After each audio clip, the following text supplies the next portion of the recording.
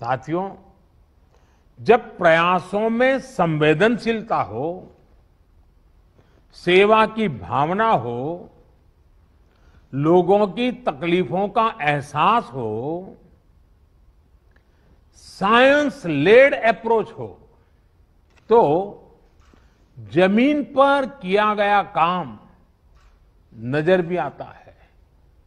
मुझे याद है, पूर्वांचल में पहले किस तरह बच्चों में दिमागी बुखार वाली बीमारी का कहर था।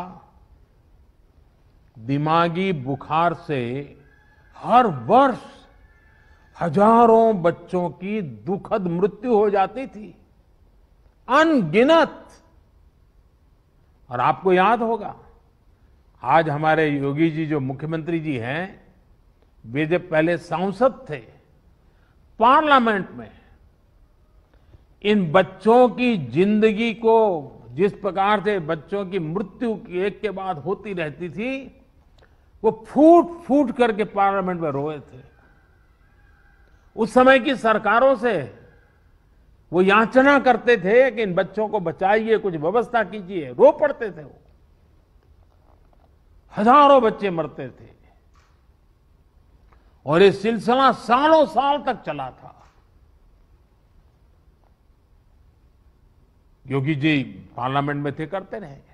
लेकिन जब योगी जी यूपी के मुख्यमंत्री बने और भारत सरकार और राज्य सरकार ने मिलकर के उन्होंने इस दिमागी बुखार के खिलाफ बहुत बड़ा अभियान शुरू किया, आप सब परिचित हैं। और काफी मात्रा में हम बच्चों की जिंदगी बचाने में आज सफल हुए हैं।